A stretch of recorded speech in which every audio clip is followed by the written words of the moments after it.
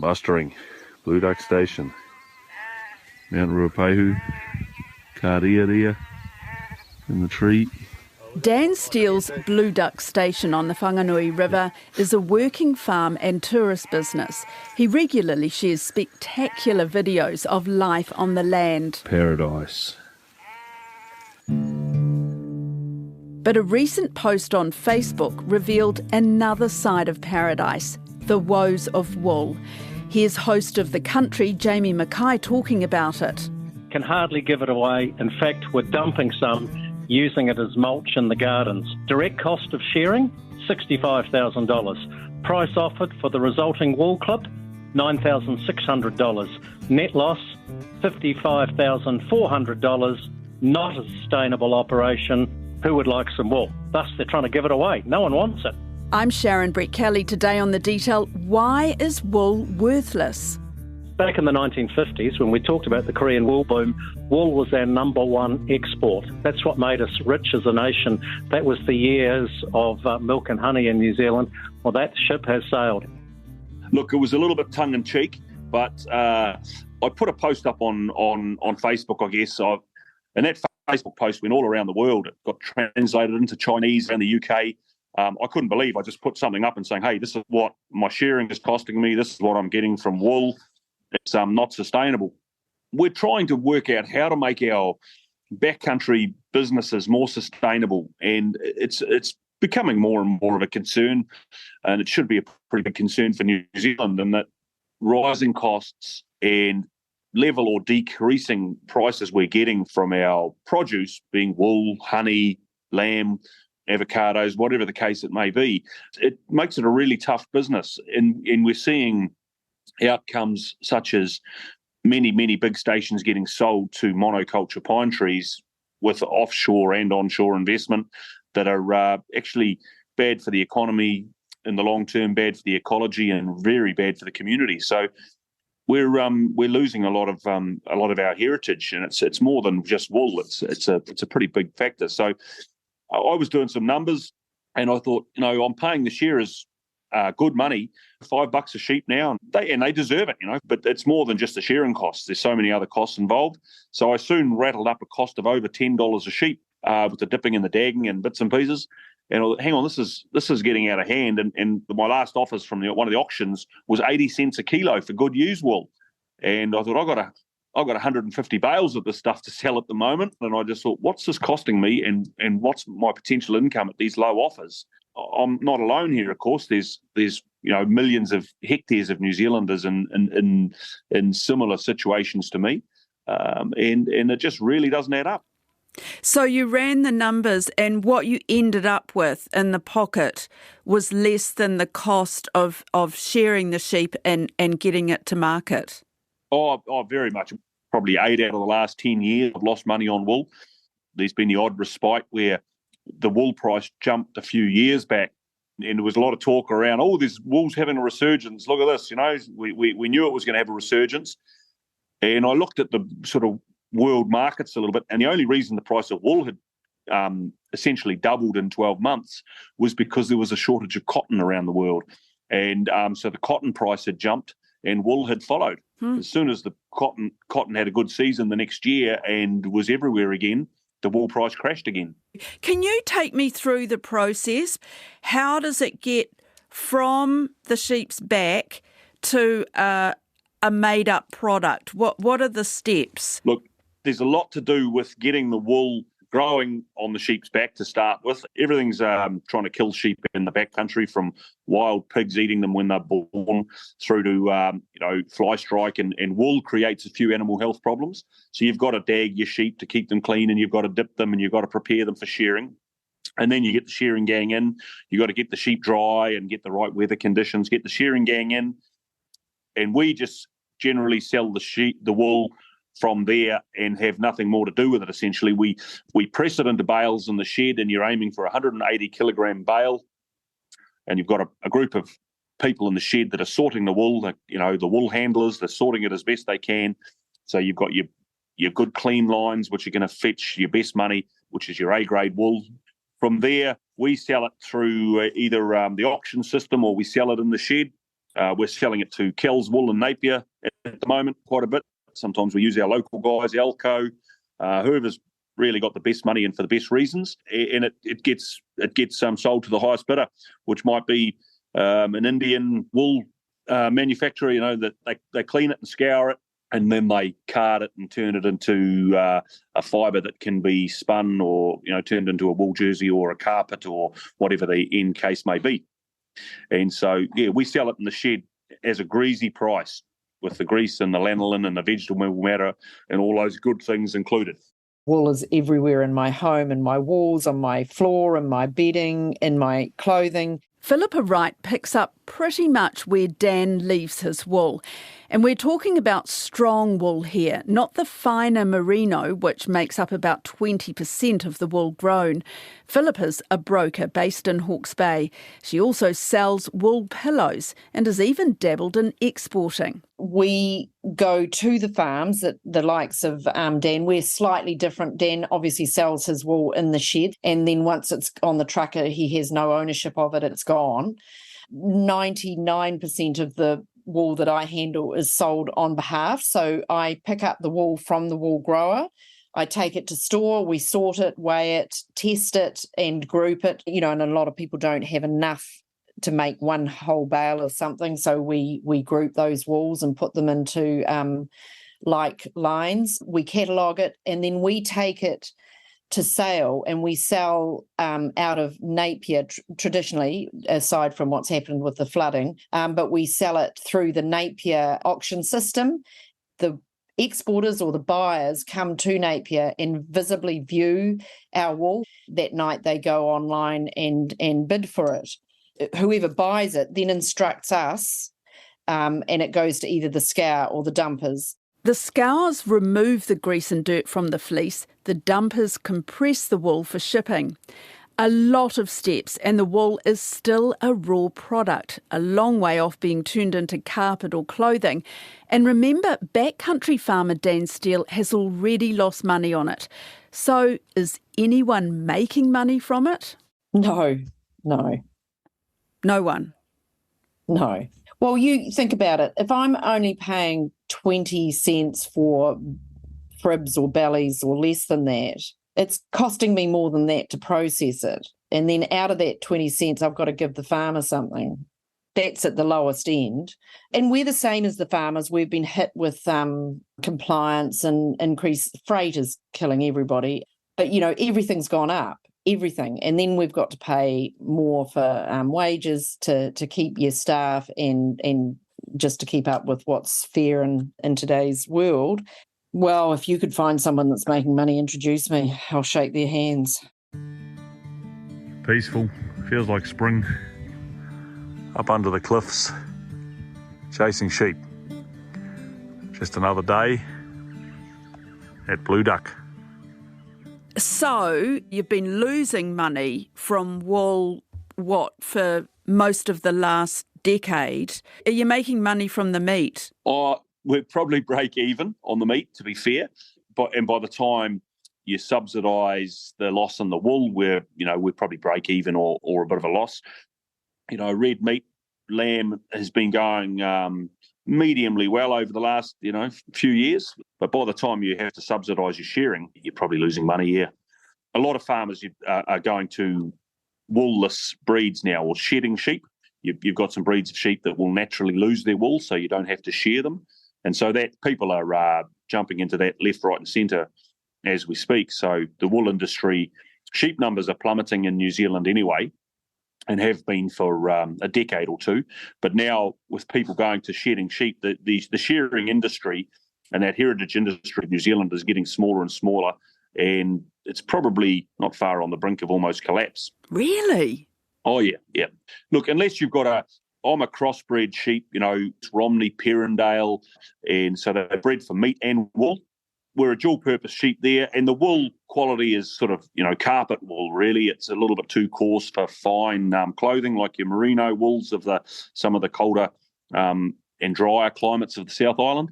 So we're not the specialty sort of icebreaker clothing wool. We're regenerating a lot of bush out here, so we're not the highest quality in the world, but we're we're still pretty standard for what most of New Zealand's wool crop is. Why? I just wonder why you've still got sheep, really. I mean, it just doesn't sound like a good story. You're dead right. It's not really, but we love the land and we love the rural community. I guess we love the heritage and living out here like we do.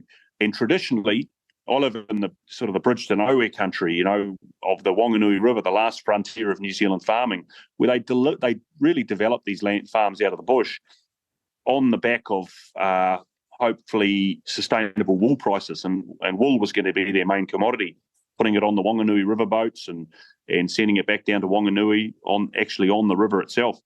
And a lot of those farms failed, and they were destined to fail. They're too remote, and we're a long way from anywhere. But it's a bloody neat place to be. So we've got 100 and some years of tradition and heritage behind us. And what else do we use the land for? Apart from selling it to monoculture pine trees, we've got to come up with more sustainable land uses to take over from what we've already got. And look, good, well-run sheep systems on good hill country can be a pretty profitable business. But mine is hard hill country and very remote and very extensive. So I'm trying to diversify in every way I can. But I still have to maintain a diverse range of operations, which includes wool and meat at the moment. I mean, I've diversified into tourism. What happens? We have a global pandemic and there's no tourists come to New Zealand for 3 years in a row, I've diversified into honey, but honey's facing some of the same problems as wool, albeit it's largely driven by oversupply in New Zealand at the moment. But, another great product for backcountry New Zealand, but it's got a low price to the landholder in New Zealand at the moment, which is an issue. So it's about being diversified. I'm dropping my sheep numbers. In hindsight, I should have got out of wool 10 years ago. But there's so many exciting things that you can see just in the pipeline of wool's future. I mean, I guess you might talk about the health benefits of wool and the environmental problems of its main competitor being synthetic materials. The biggest comment on the post I put on Facebook about the problems of my wool the other day, one of the biggest things people are annoyed at is that even the New Zealand government wouldn't back the health benefits of New Zealand wool, and it's gone and done things like put carpet contracts to put carpet into New Zealand primary schools with synthetic carpet. It's a carpet burn that's left fed farmers smarting. The Ministry of Education has contracted a global manufacturer, Milliken, to supply and install carpet tiles in nearly 800 small and remote schools. But here's the rub for Kiwi wool farmers. The tile carpet is dyed nylon. Some people said, we have to use synthetics because some children are allergic to wool. Well, my point is that the odd child might be slightly allergic to wool, but wool's got really good health benefits. My point is that Mother Earth is allergic to plastic. And if you're using synthetic carpets, you are feeding Mother Earth microplastics, nanoplastics. The ministry says it's fully recyclable, exceeds its carbon footprint goals, and it met health and safety and fire standards and outperformed wool carpet tile providers across its 3 main procurement measures. But are those externalities, all those costs being accounted for? Because I strongly doubt they are. Wool is a sustainable thing that grows and you share it and the sheep go out and it regrows. It's a pretty renewable resource. Federated Farmers Southland Meat and Wool Chairman Dean Rabbage is not impressed. We're pretty insulted, to be blunt. We've got a fantastic product here that we grow probably right outside the front door of those schools, and it's just been neglected to be looked at from the government, and it's just another kick in the guts for wool growers at the moment, to be honest. What has gone wrong here? I mean, is it that we haven't done a good job of promoting wool or marketing it? Is it just it's way too expensive? I don't know that we've done a terrible job of marketing it, but the synthetic industry has been a huge powerhouse of the world. I got told when I was young, my father told me about a meeting in New Zealand, I think in the late 70s or early 80s, where a big group of farmers, wool producers, were told, hey, guys, they got these new synthetic carpets, they're going to make carpet out of plastic and oil, basically, and it's going to be a competitor to you. And they were basically laughed out of the room by the wool growers and producers. Jesus, don't even think about that. Who's going to use synthetic carpet in your house. And it was only, I believe, 20 years later, by the early 2000s, in New Zealand, 96% of carpet was synthetic. Wow. So wool carpet had been blown out of the industry by a big, powerful global powerhouse. Back when wool was our biggest export earner, the industry was run by the Wool Board, funded by a growers' levy. The board was scrapped in 2001 and hasn't been replaced. In a story on the industry last year, my newsroom colleague Nikki Mando wrote about Campaign for Wool's 3-year strategy aimed at changing the fortunes of strong wool, promoting it as a material of choice for climate-conscious consumers. And there are other organisations, including RONZ, or Wool Research Organisation of New Zealand, but Dan and Philippa both want to bring back a single representative body. Isn't it interesting that people like yourselves have to come to people like me? I'm a broker. I'm not a marketer. I'm not an entrepreneur. I'm not any of those things. But, the New Zealand wool industry must be the only commodity in the world, I think, that hasn't got an overriding body to represent it. If you go to Australia, you go to AWI. If you go to the UK, you go to the Wool Board. If you go to Africa, they've got a board. New Zealand hasn't got anything. And, you look at Australia, they're collecting something like 70 million a year, and half of that comes from the government. We could collect, easily 5 million without really hurting anybody. And then I'm sure we'd get better recognition from the government because, we'd be seen as an industry working for itself, and we're definitely working towards a better future. I mean, there's huge amounts of work being done behind the scenes by different groups, and we all want to work together, but there's no income. And without an income, it's impossible. So you think a representative body would be one good thing. What else needs to happen for things to get better for you? Yeah, to get that body, though, you have to have a defined stream of funding. And unfortunately, it has to come to me, this is my opinion, it has to come from the grower, because if you start collecting from everyone, the grower ends up paying twice. So we've got to have a form of funding that's compulsory, I think. But we also need people like RONZ to come into the world of the living again, and actually they've got huge amounts of information of developments that were done years ago when the Wool Board was in existence. They need to be put in an area where people can create new uses that are right for today. People are doing fabulous things with wool at the moment, aren't they, in New Zealand? We just don't hear so much about it. I mean, you've got your pillows, and then there's Wise Wool, which is doing great stuff. I'm sure there's a lot more out there too. There's a lot of people doing blankets and mattress inners, and there's insulation, and, like we hear about the surfboards and the shoes. But it's pretty New Zealand focused, and we're not going to make any difference by selling in New Zealand, because we've only got 5 million people, so there's probably only 2 million that can afford to shop. We have to get to the Northern Hemisphere where 80% of the population are. So, yes, I do believe that the younger this next generation are going to be much more aware of it. And I think they're much more agile than we were. They've got a handle on technology that we just simply don't have. I think they'll come up with those new uses. They'll understand that they're not going to make it and try to sell it cheap. They're going to make it and try to put it up there as a truly important, valuable item.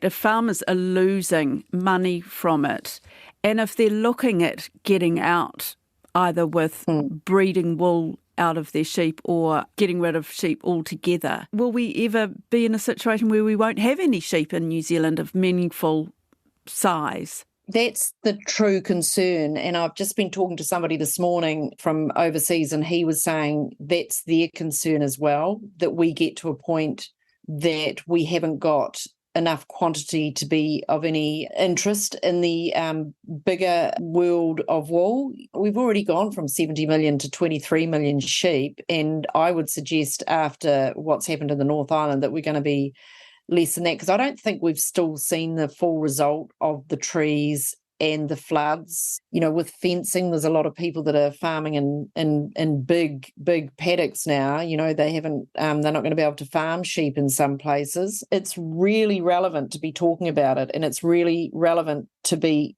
thinking about how do we create an environment for these entrepreneurs. So I don't think it's at the end of the road. I think it's going through something pretty terrible, but there's a lot of things happening in the world that's caused that, but also what's happened in the world has given it a great reason to reinvent itself. We need to tie it, I believe, right into the New Zealand story of just one of our products that ties back to New Zealand leading the way towards predator-free, leading the way towards healthier oceans, rivers and forests. To me, I think it comes down to differentiating New Zealand and adding value to everything we've got. And wool has got a great story in that makeup. Dan, great to talk to you. Can I just ask you lastly, has anybody come and picked up your wool for free? Look, I've had so many offers of people wanting to help with the wool, from artists wanting some to a lady in Invercargill who wants to make her own wool jumper, but I've got zero chance of posting 3 kilos of wool all around the country to people who want 3 kilos of wool for free. But I've got a lot of people to follow up with who do want to help out, who are trying to use wool in productive ways. So do you feel more optimistic about the future of wool after the response that you got? Slightly. There's some really exciting things with wool. We might be able to crack into the world makeup market with wool, turning it back into keratin. It's a great story for New Zealand. If women knew where their lipstick actually came from the hooves and horns of animals out of China and Africa, no one would wear lipstick. You can make lipstick out of wool, but I've been excited about the uses of wool for quite some time, but it hasn't transferred through to the farmer's back pocket yet.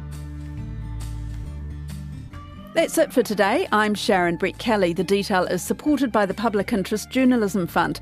Today's episode was engineered by Phil Benge. Our producers are Sarah Robson and Bonnie Harrison. And thanks to Dan Steele and Philippa Wright. Ka kite anō.